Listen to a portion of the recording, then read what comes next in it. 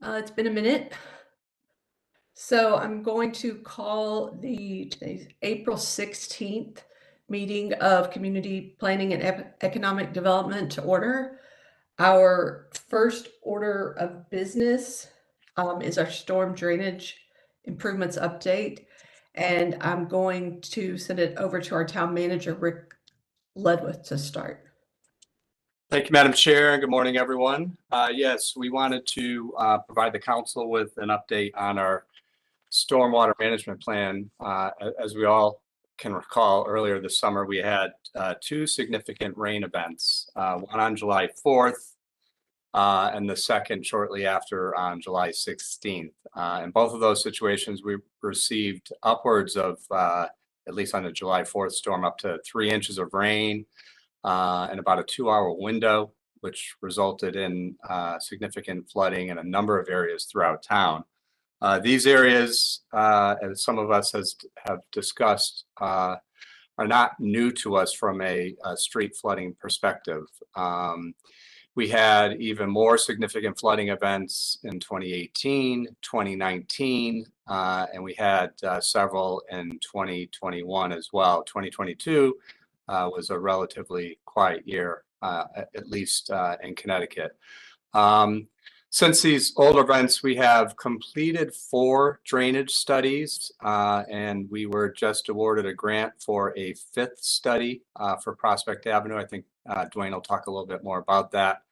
And through these studies, we have identified essentially 6 watershed areas covering about 1,300 acres and over 3,000 properties that will require drainage upgrades to those neighborhoods.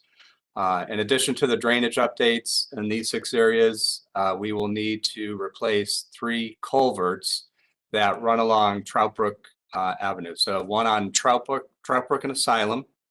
I think we're all familiar with that one. One at the former UConn pedestrian area, the crosswalk from the parking lot over to the main campus. There's a culvert there. And a third one, a more complicated one, probably at Lawler and Haynes. The town council has committed about $5 million in annual funds through our capital improvement plan for the next 10 years, and we'll look to extend that beyond that 10-year period.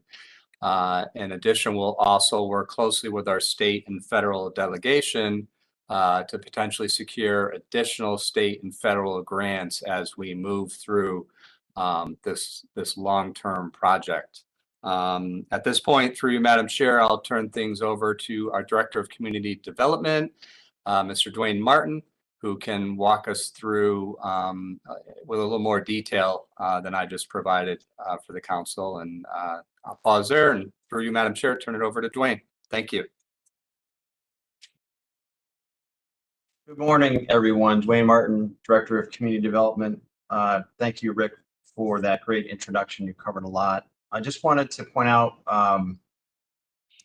that we've made a lot of progress, and a lot of residents are curious where we are and where we're going. And unfortunately, our webpage got a little bit stale, and we're at a good point now where we can add a lot of good information to it to give people direction. And I'm going to share some of that content with you this morning. So as Rick mentioned, we did complete 4 drainage studies, which covered approximately 10% of the town, and I'll show you this in a minute. And we do have another one coming up, which I'll show you at the end of my presentation. So I'm going to show you a series of maps. As they say, engineers love maps, and also give you an understanding of the cost of these projects. We haven't quite formulated all the priorities yet for these. We're trying to work on multiple areas at the same time through design to get them ready for construction. And some of them have been an easier path than others. So the priorities are not quite set yet, except for one project, which are the 2 culverts that Rick mentioned.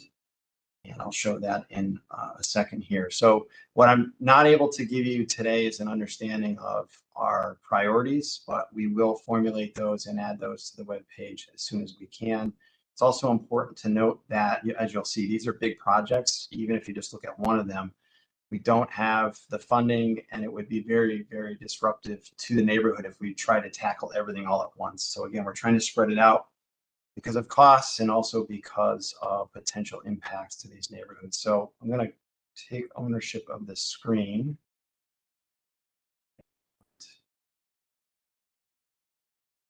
You can see, everybody able to see that first map? We can see it, Dwayne. Okay, thank you.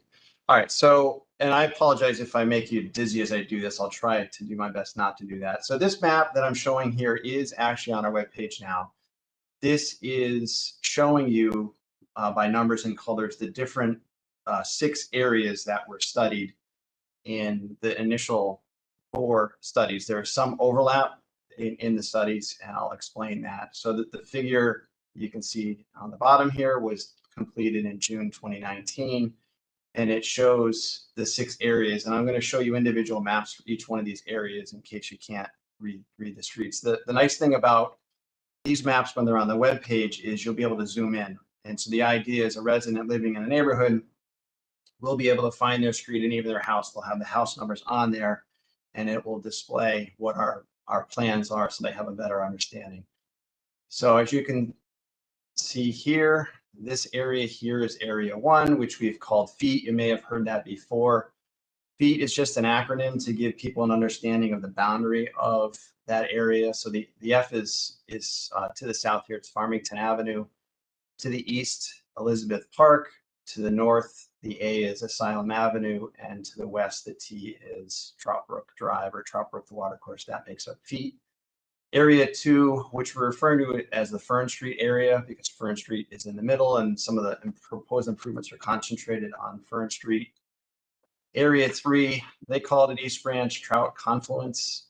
That's because the East Branch of Trout Brook and the West Branch of Trout Brook connect and then form Trout Brook, the watercourse, the proper section that we all know. So that's why they called it Confluence. Area 4 is North Main Street because it predominantly has North Main Street on the east side of that area, and a lot of the drainage system ends up going down North Main Street. Area 5 is up here along Albany Avenue, and where the number 5 is where the University of St. Joseph's is partially located. And then, so that's called St. Joseph's Tributary because the water in that drainage system discharges into St. Joseph's Brook. And then the last area, area 6, is, it says East Branch Trout Brook at Asylum Avenue. That's where the former UConn campus was. Here where the number 6 is, and then on the other side of the watercourse. So let me continue on with the individual maps, and there's a theme with the next 6 maps. So I'm going to spend a little bit more time on this first one to give you an understanding of what you're looking at, and then I'll speed it up as we go along. So each one of the maps on the bottom right has a legend and a description. So starting off, it'll give you the area number. We just went through what feet is.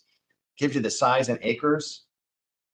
This particular one of the 6 is the second biggest. There's one that's slightly larger, but it's a big area, 604 acres. And then there is a color coding. So the blue is existing drainage and the purple is proposed. There are symbols that are used for the different structures that we have. And an outfall, it just means where the drainage system discharges at the end into a water course or water body. That's referred to as an outfall.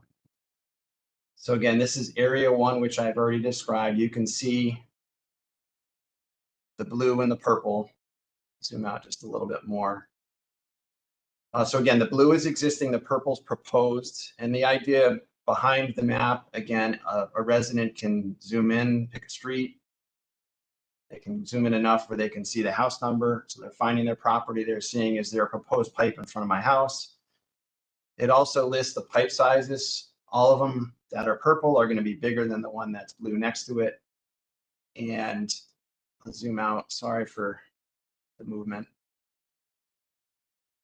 These are referred to as watersheds. So each one of these maps is a watershed. What is a watershed? A watershed is essentially, you can think of it as a bathtub. So the red perimeter, why is it this odd shape? And they're all different shapes, different sizes. These were set up because they're essentially a bathtub. So the red perimeter of the watershed is the high point. anything that lands inside the red boundary flows to a drainage system and is completely contained in that area, and then goes to a discharge point. So this entire area of the Feet neighborhood, if you will, all flows and eventually reaches a discharge point to Trout Brook, the watercourse.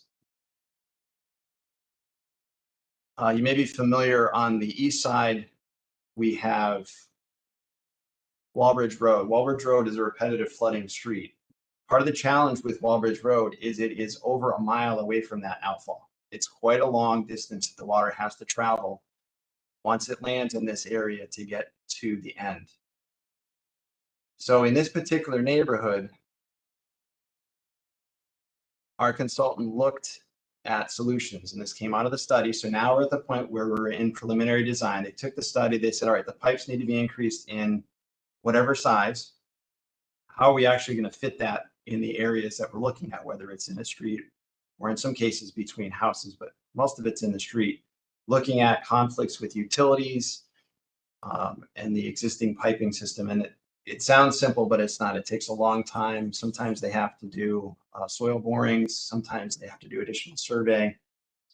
But we've done all the survey, all the borings for the most part are done, and they found a path for each one of these areas to get a pipe in that will suit the needs to address the flooding that we have. In this particular neighborhood, we struggled because the existing system, as you can see in blue, it navigates its way through the neighborhood and then takes some twists and turns, even going through many private properties to reach that outfall at Trout Brook. That might have been a water course before the neighborhood was built that formed that alignment, and they just contained it in a pipe. I'm not really sure, but having pipes go through private property sets up a lot of challenges. So that was the first issue. Do we want to put a bigger pipe through these properties, leave the pipe that's there and still have it function, or come up with another alternative? And then we also looked at getting to the water course. We did not have a lot of good options. We looked at continuing it down through this cul-de-sac area, coming down to the south, going through between these two houses here, finding another spot between houses, or coming up with a new outfall, which in the end is what we decided to do. Many of these projects will have to be done in phases because we just don't have enough money. And as I said, we're trying to spread those improvements out. So this example for the Feet area would be to run a new pipe starting from Trout Brook, the new outfall, in this case, a 48-inch diameter pipe. So we're talking a large pipe. And then going, so this is Asylum Avenue, the Ballard, and then come down to Middlebrook and continue on. But our first phase may just be from that outfall down Asylum and to get to this junction point where the existing pipe has the outfall here. And that would provide some relief into the immediate area nearby. All the projects will start at an outfall and work their way upgrade of the system, and trying to manage it in phases. Also note that once we get beyond that junction point, you can see the proposed pipe is much bigger. So now we're not talking a 48-inch pipe anymore. We're talking a 72-inch diameter pipe. So 6 feet, essentially, be able to walk through it to carry all the water that's needed to alleviate the flooding in this neighborhood. I'm going to zoom out. It's also important to note that we're not talking about, in many, if not all of these cases, just doing what I refer to as the spine pipe, the main pipe that navigates its way through the neighborhood. In order to address flooding in the streets that connect to the main pipe or the spine pipe, we have to do some of the ribs. So you'll see that. And in some cases, they're not even connected. There's like pockets of flooding. Of course, I'm not finding an example readily here. Here's one here, where they just found out that you have to put in a newer, larger section of pipe that's not connected to the spine pipe for various reasons. So the point, again, in showing this map is to give you and residents an understanding of what's proposed in their neighborhood, in this case, the Feet neighborhood. For this neighborhood, we're looking to replace 15,000 linear feet of pipe. So again, we wouldn't be able to afford all of that at once or want to do that all at once. So we're looking to do it in phases. Moving on. So area 2. So this, again, we refer to as the Fern Street area, a little bit smaller of an area. The map is essentially showing the same information, just a different area. So again, blue and purple. So what our consultant has done to date in this, beyond, like I said, the surveying, coming up with where's the pipe going to go, they're looking at the area near Morley School. So new piping on Fern Street, as you can see in purple, new piping on Breton, Cumberland, and Penn. So this is the focus, or the first phase for this neighborhood. The Fern Street area in total, we're looking to replace 8,000 feet of pipe.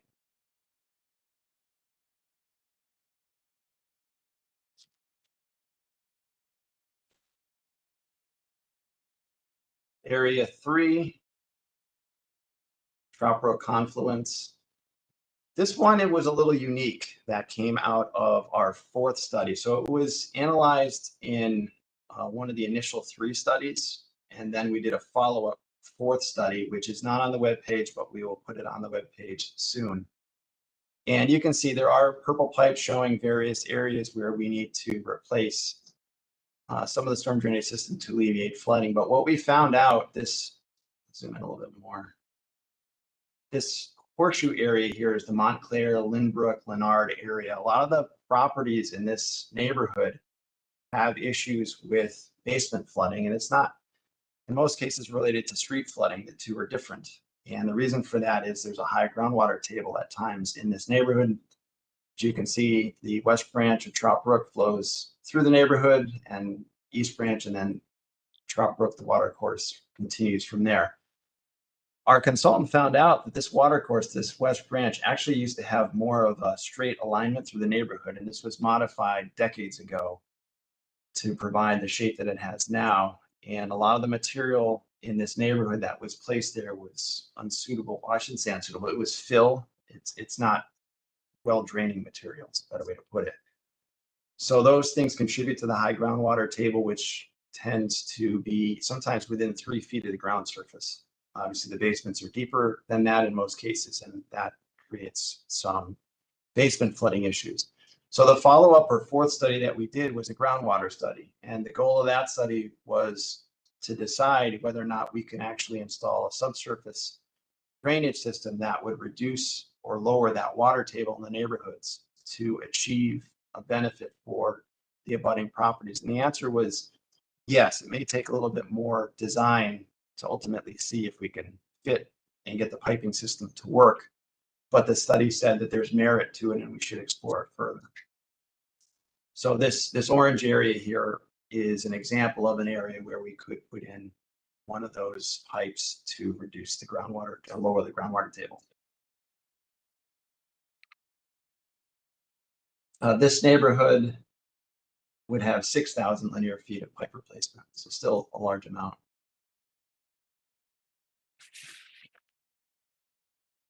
This next area, 4 North Main Street, I think this is the largest one. Let me just verify. Yeah, this is the biggest area, 655 acres. It's very spread out. This one, 13,000 linear feet of pipe, so a large amount of pipe. This is the American School for the Deaf, just to get your bearings. This is the neighborhood, Arundel, Race Road. We've heard a lot of recent flooding events. The challenge with this area is, again, it's a very long run, especially if you're looking at the Brace Road area. To get to the outfall, which is at the North Main Street Bridge, that's a long run to drain these neighborhoods. So we looked at a couple different ideas. One was actually the potential to use the Brace Road parking lot in the center as a storage to alleviate some of that flow going in the pipe system, but there were complications with that, and ultimately we decided not to do that. The solution we came up with, which is similar to the Feet neighborhood, is to add a new outfall to alleviate the system. So it's a little hard to see, but this is Loomis Drive off of North Main. So instead of having this entire area flow all the way to the North Main Street Bridge to alleviate, we would run a new pipe down Loomis to get to Trout Brook and have a new outfall. A big pipe though, 60-inch diameter pipe. Again, the idea would be start at the outfall, install a pipe up Loomis, short section of North Main, down Whitman to get to Arundel. Once you reach that point, now the system has 2 outfalls that it can use to alleviate the flooding. So that more than likely would be the first phase of this neighborhood to address some of that flooding.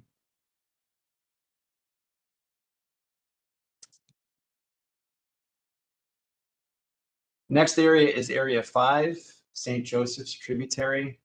So this is the University of St. Joseph's campus is here. This is a pretty big area as well. See the good amount of purple there. 8,000 linear feet of pipe would need to be replaced. A lot of the flooding is on Wilshire Lane, or at least that area. And it's trying to get to St. Joseph's Brook here, which is the current outfall. Our consultant and town staff looked at what is the best option to get the water to St. Joseph's Brook. Originally, we were focusing on adding or replacing piping down Wilshire or in this neighborhood, which is fairly flat, and there's a lot of pipes there, as you can see the blue. We more recently are looking, and more than likely will go with a new pipe that goes through the University of St. Joseph's property to get to that same outfall point. We've met with the University of St. Joseph's representatives. They viewed it as favorable. We need to continue the conversation because there were still questions to be answered. But excavating essentially through a grassed area alongside their athletic fields is favorable instead of digging in the neighborhood under many roads, going through utilities, which can slow it down and cause complications with construction and disruptions to the neighborhood. So this seems to be a viable path. So we're going to explore that further in working with the University of St. Joseph's. This neighborhood has 8,000 linear feet of pipe replacement. And then the last area, Area 6, Rick mentioned this in the beginning. This was actually contained in 2 of our drainage studies. So the first drainage study we did was looking at the culverts and knowing that the culverts could be a big part of the problem with the flooding in this area. So again, this is the former UConn campus, Asylum Avenue, Troutbrook Drive, going right through essentially through most of the middle or eastern side of this watershed area. The first study identified 4 culverts that are undersized and need to be replaced. So let me just explain and show you where those are. So the first one, and anytime you're doing drainage improvements, you want to work downstream to up or downgrade to upgrade. So like I said, start at the outfall for the drainage systems and work your way up. For culverts, you have to do the one downstream first and then work your way upstream. So the first culvert we would look to replace is underneath Troutbrook Drive, which is here, just north of Asylum Avenue. And then the second one is on the west side of Troutbrook Drive. Currently, that one is there or used to serve as an access where students to UConn would park on the east side of the street and actually cross the street and walk over this culvert. It's a little hard to see with the vegetation, but it is there. The third culvert Rick mentioned earlier is a long run from Lawler north to Lindy. The fourth culvert is actually a state culvert, and it goes underneath Albany Avenue. That was included in the original study, so we identified that it should be replaced and made much larger. We haven't contacted the state yet, although we did mention it to them somewhat recently because they're looking to do a project at Bishop's Corner, and that drainage system all flows down to that culvert under Albany Ave. So we'll continue the conversation with them on that. These 2 culverts, number 1 and number 2, are in semi-final design. We've done a public information meeting for the neighborhood, which was slightly attended. And the reason for that is we're about to start the permitting process, and we didn't want the residents to be caught off guard when they hear about the public hearing. So the result of that was favorable. They're happy that we are starting this process, but they were unhappy because we weren't able to give them any schedule or dates on the third one, which is the one that really benefits them. But again, we have to work downstream to upstream. So these 2 are in semi-final design. Hopefully the permitting process goes well. We need local, state, and maybe even Army Corps permits. So the state and Army Corps permits take time, possibly up to 6 months to a year. Hopefully they don't take that long. We would like to be in construction of these 2 culverts next year. We have been in contact and coordinating with the developers for the Oakwood Park sites, so they are aware of that. But unfortunately, it may be a couple of years before these are completed, and then we follow up with updating the FEMA mapping, which would be when this site would really see the benefit of these culverts because the flood zone would shrink. We are chasing grants anywhere we can. We tried unsuccessfully for these first 2 grants. The cost benefit ratio just wasn't there. So we are using the capital improvement program funding to do these 2 culverts. I am going to apply for this 3rd culvert to see if we can get FEMA grant. By just applying for this 1 culvert here, the cost benefit ratio is much better. There are approximately 25 houses or properties in the vicinity of this culvert that are repetitive flood and have they're in the flood zone, and many of them have flood insurance. So the goal would be to update the FEMA mapping and get those people out of the flood zone, but we won't be able to do that until this culvert is replaced. It's also important to note that this culvert goes between or alongside a few houses. We haven't quite had those conversations just yet because we need to fit a much larger pipe through here. Off the top of my head, I want to say that the existing culvert here and here is, I think this is 2 culverts actually, and they're like 6 feet by say 8 feet in size. We're looking to do 2 culverts that are, I think it's 6 feet by 10 feet here and here. So they're a good size larger. This one is also about that size. So they would definitely alleviate the flooding in those areas. But in addition to that, there's also piping beyond the culverts that are shown here in purple. So this area, we have 7,000 linear feet of pipe to get replaced. So those are the area maps. This is a summary snapshot of the costs in order to replace the culverts and the piping systems in totality for those areas. Obviously, we don't have the funding to do that all at once. And like I said, we're trying to spread the benefit out to as many neighborhoods as we can and breaking these apart into manageable phases, both from a cost standpoint, but also from a construction standpoint. So you can see the numbers here for each of the areas. This 3.8 million and this 3.1 million are the 2 culverts that are in semi-final design that we would use CIP funding for. The $12 million culvert is the one that I'm going to apply through a FEMA grant. Fingers crossed on that one. The remaining ones we'll try and get grants for, but we've been unsuccessful for the neighborhood drainage system improvements because of the cost benefit analysis. It's just simply not there, which is counterintuitive. But we're going to use CIP funding as we can, break these up into manageable projects. And again, I'll have those priorities onto the webpage once they formulate. We're still trying to figure out the phasing. And the last slide, it may take a moment to load, is a map of the last study that we are looking to work on. So the background on this one is we applied for a resilient grant and we were awarded that. It's the cost to do this study is about $700,000. And we won't get an agreement from the Connecticut Department of Energy and Environmental Protection probably until this winter. When they told us our grant was our application was selected, they indicated we wouldn't be awarded the grant for about 6 to 8 months. That would come to us in the form of an agreement that we would have to execute with the state, and then we can start the project. But this was included in the application. Before I zoom in, you can see there's a vertical line here. That's the municipal boundary between Hartford and West Hartford. One of the benefits of this grant application was it was not just West Hartford. That was viewed favorably. That helped us get this grant awarded. Also, the areas which are shown in blue are flood-prone areas in West Hartford.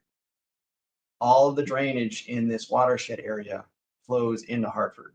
So I did not feel as though we could go forward with a study or even beyond the study, doing improvements in West Hartford to exacerbate flooding in Hartford. So we met with Hartford. They were in agreement with going forward with the grant application, although they claim this is not their highest priority area, as you may have heard about. North end of the city is a focus. So just to give you an example, so that municipal boundary is predominantly on Prospect Avenue, the north-south corridor. There is a flood-prone area, which is the intersection of Prospect Avenue, which is again here, and Boulevard. This intersection, which technically is a City of Hartford intersection, but has West Hartford drainage flowing into it, floods quite a bit, and it becomes impassable. So West Boulevard and Capitol Ave connect to that intersection. Drainage system flows down Prospect Avenue in Hartford, excuse me, and then goes back into West Hartford and heads down to Park Road. This is the One Park site, which is nearing construction completion. And there's the outfall, and it comes out as Kennedy Brook. And that water course flows into Hartford and then intersects with Cane Brook, continues further into Hartford, eventually reaching the Park River. There are some culverts and utility conflicts in Hartford that need to be addressed. Those will be looked at as part of this study. The vast majority of the study, however, is in West Hartford. And again, you can see the blue circle areas. Those are repetitive flood loss properties. So there's a lot of benefit in looking at this. The MDC has identified this as an area of interest to them. They have many properties that they've been working with where basements flood. And the claim is that there's a lot of clean water getting into the sewer system. So we're aware of that to some extent, and we'll be including that in the study to make sure that if that needs to be addressed, or likely will have to be addressed, the proposed drainage system can allow that clean water flow into it. It's important to note that for all the areas and the improvements that I showed you in those 6 maps earlier, all of the analysis that was done and the proposed pipe sizes are set to accept clean water coming from private property. So that could be somebody's sump pump or yard drainage system.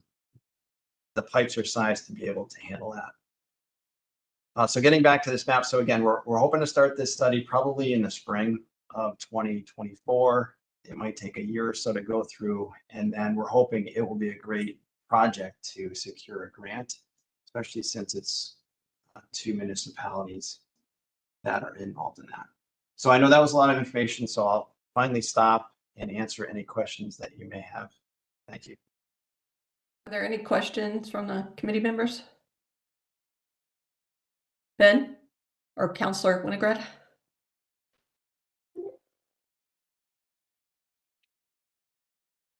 Oops, yes. Just one question. To what extent are the ones being replaced, or any being replaced based on failures, debris and that sort of thing, or is it all about just needing greater volume? And then related to that, with the greater volume that we're putting in, what is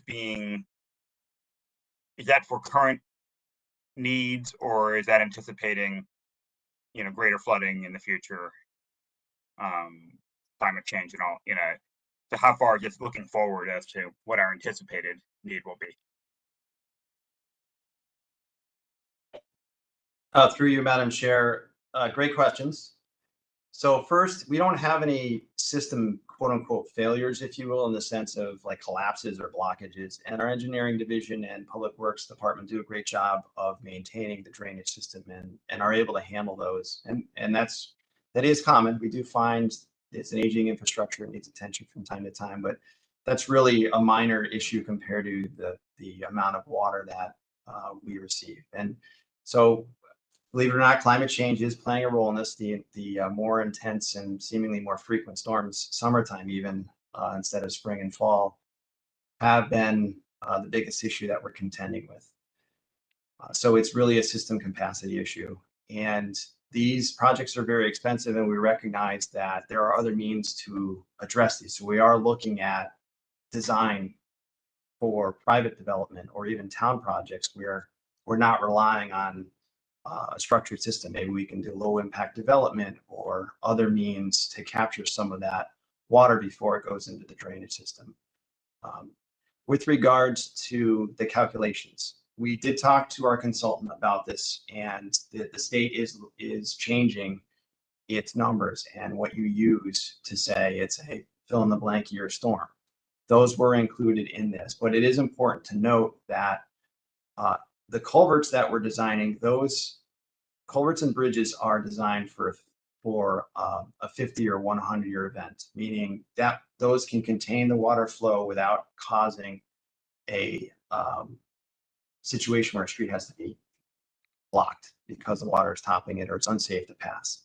Unfortunately, there are many reasons why we are not able to do that in our neighborhoods. So we looked to do a 5 or 10-year storm improvement for those street drainage projects. Now, there's a lot of factors involved in that, and we did look, maybe we can do a 25-year storm, but the cost benefit just wasn't there to be able to accommodate that. So the point is, the flood mitigation projects that I just described will reduce and in many cases eliminate flooding depending on where you are. And even just doing the phases, you may see a benefit far away from the area that we actually worked, because there is a spread benefit from that. But will it eliminate all flooding in town in those areas? No, you'll still have issues with flooding, but it's going to be a major benefit. We're talking a significant increase in the pipe sizes. Great, thank you. Are there any other questions? Okay, hearing none, I'll go on to item 3, which is. Tiffany, you can't see me? I'm sorry. No, Yeah, your sorry. video's not on, Mark. Oh, my video's not on. Oh, I have it on here. Oh, it's on for here for me. Sorry, I don't know what well, if you can't see me, I apologize. I do have it on here. We can hear you though. Okay. Dwayne, apologize. I do have kind of a lot of questions. I got my engineer geek hat on from when I did this stuff in Iraq. So it's going to be about 10.8 miles of pipe, apparently, right? Am I not on? No, we can hear you. Okay, because I'm buffering. I don't know what's going on. Sorry. And is there a plan to, you said that there's not enough money to start and finish a couple of these projects. I believe you said the one by Yukon couldn't be finished and started, and it'd have to be a couple phases. Is that correct? Yes. Yeah. In every case, we're looking to phase these projects and try and spread the benefit out, including Yukon. We're proposing 2 of the 4 culverts to start, hoping to do a 3rd one in the near future. Okay, so I guess my question is, if you've got equipment there, just on a cost benefit, if you have equipment there in a contract, getting different phases out there and potentially different contractors, doesn't that add cost in the long run instead of trying to do a slow roll and get it done in one sitting, if you will?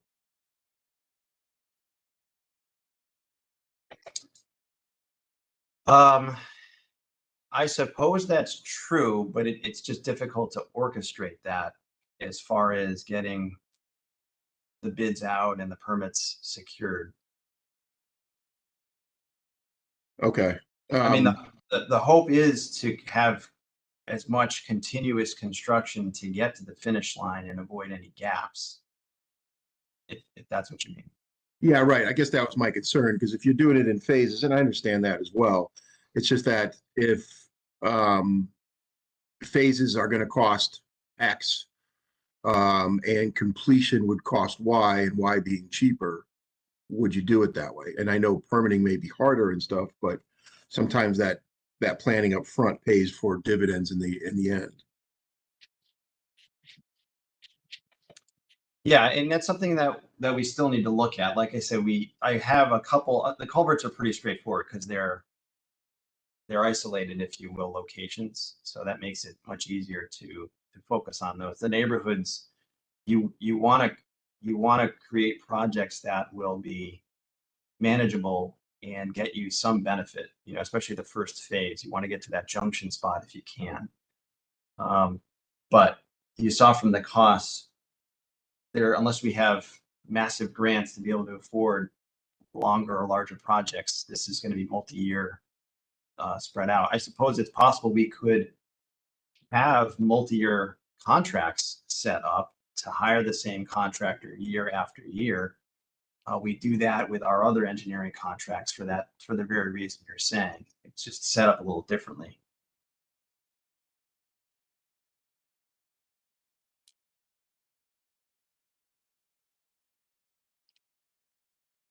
I think we lost him. Yeah, I don't see him. Yeah, it looks like he dropped off. I'm sure he's having a system issue. Do you want to move on to communications, and if he gets back on, we could let him finish asking his questions?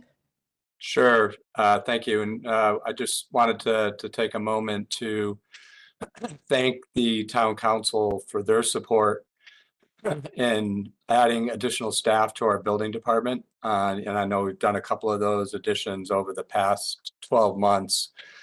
And it has made a significant difference in our ability to meet the needs of our community from a inspection standpoint, from a plan review standpoint, from processing building permit standpoint.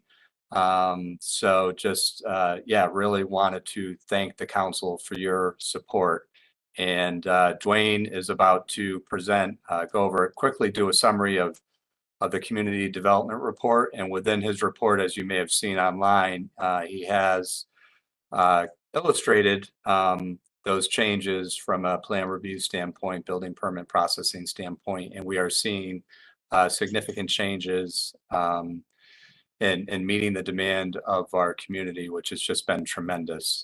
When I started, you know, some 18 months ago, that was probably one of the biggest complaints initially that I was receiving was the backlog within the building department, the demand within the building department, and this change in staffing has really turned it around for us. So wanted to take a moment to thank all of you for that support. And that's all I had, Madam Chair, under communications. Okay, I think Councilman Zdanowitz is back on. Did you have other questions pertaining to the storm drainage? Oh, we can't hear you. We can see you now.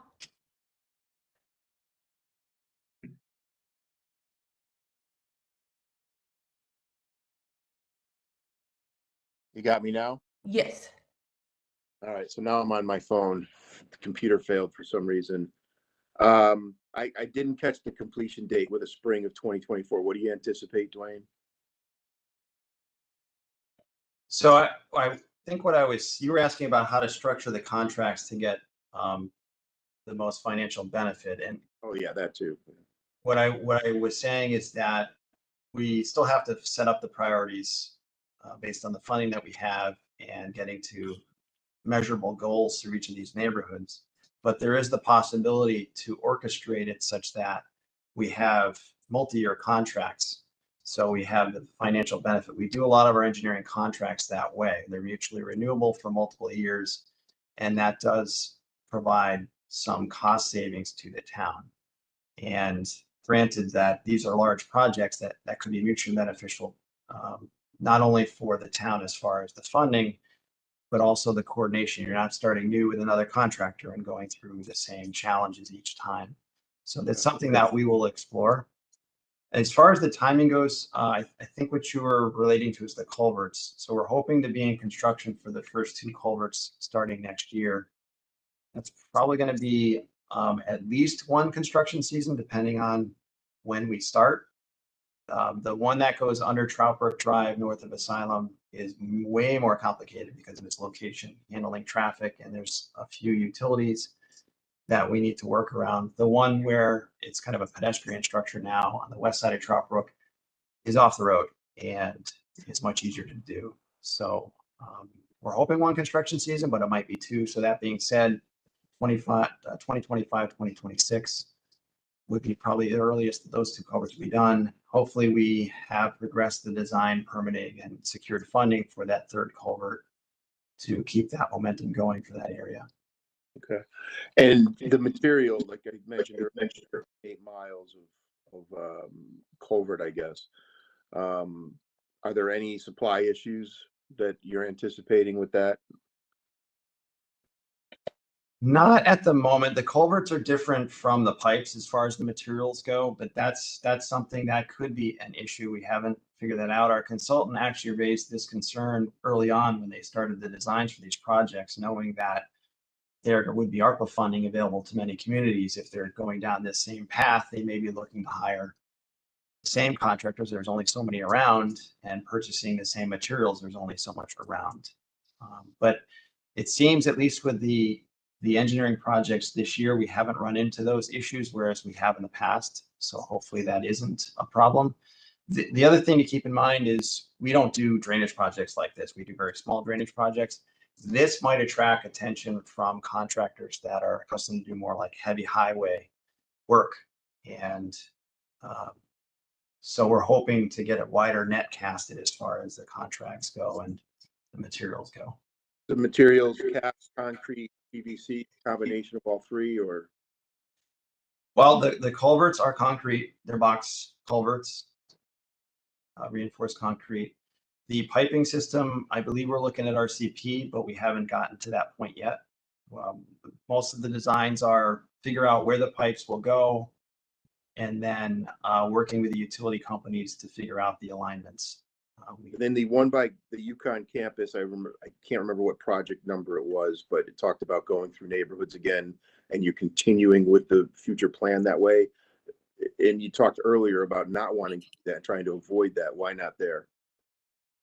That one's a little bit different because it's a water course. So that east branch of Trout Brook, it is an open water course or a channel, and then it goes into a culvert, open water course, channel, and so on. If you are going to move a water course, it's a much higher level permitting, and it's really frowned upon by the state and Army Corps of Engineers. So that would be an uphill battle. But believe me, we looked at that, because if you look at the map, the water course starts on the east side of Trout Brook Drive, crosses to the west side, and then crosses back. So I thought maybe it would be easier. We could actually save a culvert by keeping it on the east side of Trout Brook Drive. Beyond the permitting issues, now you're doing easements or property takes, which is a whole other matter. So we ended up just keeping the alignment where it is. Unfortunately, to your point, yes, it will end up going between or alongside houses. But for the neighborhood street drainage projects, it's easier to avoid that. And that's what we've done in a couple instances.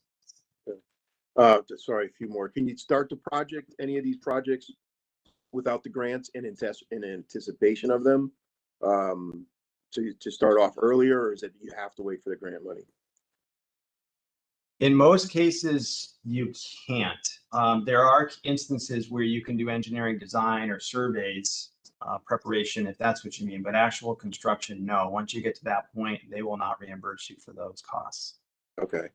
And if Hartford, and you talked about the Hartford piece, if they're not in a near-term priority, will that hold things up, or and how do we alleviate that if they're not on our time schedule?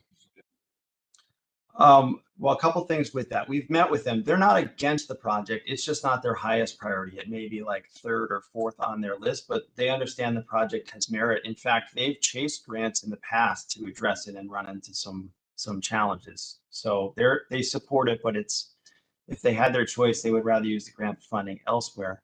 But the study where we receive grant funding, it can't be moved. It's that area. And so they're okay with that. When we get to the point where we're chasing construction funding, that's where having the two towns combined get the benefit is helpful. And so we're hoping that's not an obstacle. I would ask Rick if you wanted to discuss the potential for a construction grant to do that now. Sure. So we have been in conversations with Senator Slapp and our West Hartford delegation around a potential grant for that area. And we went at those conversations jointly with the city of Hartford. But we are hopeful to receive a significant grant from the state for construction.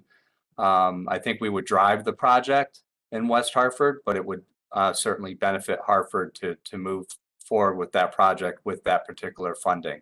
So we're still, we've had positive conversations, positive feedback, just waiting for the potential confirmation of that happening within this fiscal year. So if that were to happen, that'd be something we could undertake as a project here in West Hartford that would, as Dwayne pointed out during the presentation, obviously most of the properties impacted were in West Hartford, but did have a significant downstream effect on the city as well. So more to follow on that. We will keep our lines of communication open with Senator Slapp and the delegation and see where we end up with that particular grant. All right, thanks.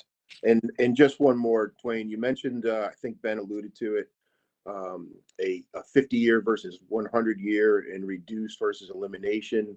And I believe you said it was a cost issue. And what is the cost issue there versus reduce and or eliminate for the future? Is that something, is it a big enough number where it's not even a return on investment or what? Because I mean, ideally we would love to eliminate, right? And not reduce without any real anticipation of what the future looks like as far as storms go. So what's the cost that is keeping us from elimination versus reduce, or reduce versus elimination? So it really isn't feasible to pay to build a drainage system that would eliminate all flooding in West Hartford. Beyond the cost, there would be issues fitting the pipes in. They would be massive, and fitting them in between houses, if that's the case, or through a street system with all the other utilities.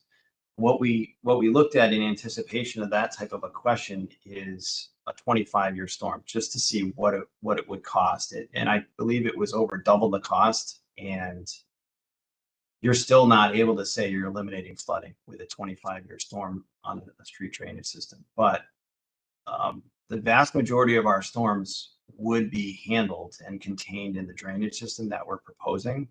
It's just those major storms or consecutive storms that would be a challenge in some areas. And sorry, just one last one. I don't think we mentioned it, but that big dig between Hartford sewage, and I know we're talking rainwater, into West Hartford, is there any connection to this at all, or is this a completely different project and this is rainwater versus any stormwater that be potentially going down there? Very, very loosely is the answer. I mean, for the most part, it's no. The systems are separate for the vast majority of West Hartford between the storm and the sanitary system. That conveyance and storage tunnel that's nearing completion was really because the sanitary sewer system couldn't handle the flows that was going into it. And the primary reason is during the heavy rain events, clean water is getting into the sanitary sewer. So that'll help, instead of discharging it into water courses and water bodies with the raw sewage, it'll be contained in the tunnel, which is a good thing. We want to work with the MDC and get the clean water into our new storm drainage system, or private property owners, or both, into our new storm drainage system. It's set up to do that. The challenge is doing the work on private property would nearly double the cost of these projects. And the MDC has done work on private property to assist the residents of West Hartford and others in member communities. So we're hoping that they're willing to do that, meaning disconnect the clean water connection to the sanitary lateral in these private houses where it exists, and then run new plumbing and or drainage to get it outside the home and into our storm drainage system. And have the MDC pay for that, working with those homeowners. They've done it in a few neighborhoods in West Hartford already successfully. It's just a matter of coming up with the funding and coordinating with them. All right. All right. Appreciate it. Thank you so much. So now we can go on to item 4, which are the staff reports, which is Dwayne, I think that's you again. Yes, thank you, and no maps this time. So I'll go through quickly. So I do report each month for the department, and I break it up by division. So I'm going to start with the management division, and I'm just going to do a high-level review for some of these projects that are in the report. So the one I wanted to mention for the management division is we've made some progress on what I refer to as the Memorial Road Connector, which currently is 2 private driveways that do not allow traffic to flow through them in the center between the intersection of LaSalle and Arapahoe and South Main at Memorial. We have met with the 3 property owners, and we're nearing executing an agreement between the town and those property owners to open that up to public traffic. What our thought is to do a trial and monitor it and modify it as needed, but we're hoping it's successful because of the obvious transportation link, not only between those 2 intersections, but also to the town center garage to get better usage out of it and cut down on some of the navigating or people that are looking for parking that are just flowing through the neighborhoods continuously. So we're hoping to have the trial start maybe later this summer, early fall at this point, and monitor it. And if it works out, we would leave it permanent and include it in the center master plan construction plans. So more to come on that. The next division is the building inspection division. Manager Ledwith, thank you guys. I thank you as well. The complaints from our customers, contractors, and residents is way down. I've heard that on multiple occasions, including from our inspection staff, who indicated they would go to do an inspection and immediately be met with frustration from a homeowner or a contractor in the time it took to get the inspection scheduled. We don't have that anymore. They're able to react much quicker. That's represented in the tables in my report. You can see that. The only thing I think I mentioned is the table for permits processed. It looks like we're on a downward trend. Well, that's actually a positive thing in that they've caught up on the backlog. So you had in May, there was 911 permits processed, then 810 in June, and then 775. That's because they're staying on top of it. The backlog is now gone. So that's a good thing. All the other tables represent positive improvements. They have also restructured with the new staff. They're able to manage the flow of work in the office better to stay on top of it. So all good things to report there. Now to the engineering division, there's information about our Vision Zero initiative and also our bicycle facility plan update. So the Vision Zero initiative has been going really well. There's been a lot of activity, especially between the task force and the subcommittees. There's a workshop on Monday night with the task force, which is going to be a marathon meeting they're anticipating about 4 hours to try and set the table, if you will, for the creation of the action plan, getting input from the subcommittees. Once that information is given to our consultant, they will then take the ball and run with it and continue to the finish line to get the action plan completed, which is planned for January 2024. In addition to that marathon workshop meeting on Monday, we have the public workshop coming up, which is scheduled for September 19th. The hours need to be confirmed, but I believe we're focusing on 5 to 8 p.m. in the town hall auditorium. So the public obviously is invited to come by. They're going to do a presentation about the Vision Zero action plan and open it up to questions and comments. They're also about to launch a survey for the public to provide feedback. An example of what the feedback could be is where they feel locations in town are safe or are unsafe and why. There will also be an interactive map that residents or anybody for that matter could provide feedback, not unlike what we did for the Center Master Plan project. It's the same basic setup. So the survey and the interactive map will be launched before the public workshop on September 19th, and we'll keep it open, I think, a week or 2 after that. And then they'll report back on the findings, and that will help formulate the action plan as well. Important to note, the survey is also going to be in different languages. So it'll be in English, Spanish, Chinese, and Portuguese. And all of that information will be on the Vision Zero webpage. The consultant was also hired, same consultant that was also hired to do the Vision Zero action plan is also going to do our bicycle facility plan update. They're about to start that project or that process. So they've given us an anticipated schedule that project will actually go into 2024. There's a lot of detail that needs to happen, meetings, outreach, et cetera. They'll probably do a survey. They'll do public workshops or meetings. So that's all being planned. And you'll learn more about that soon. In addition to that work, we're in our construction season, as you know, getting closer to the finish line for this year. There are several roads that are planned for resurfacing. Those are listed in the report to be done in September. We have also worked with the Woodrow Street neighborhood and had a recent meeting with them and interactions with them. We've received feedback recently with regards to proposed traffic calming in that neighborhood. So we're working on getting an update to the neighborhood with hopes of doing a trial of more likely what will be a semi-diverter, not unlike what we've done in on adjacent streets to try and mitigate some of the issues that are going on in that Woodrow Street area.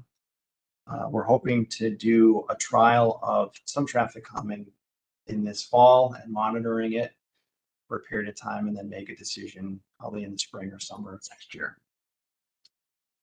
Trout Trail, as you know, phase 6 is well underway. That project is nearing completion. We hope to have that open to the public this fall. I've walked it a couple times just to check it out.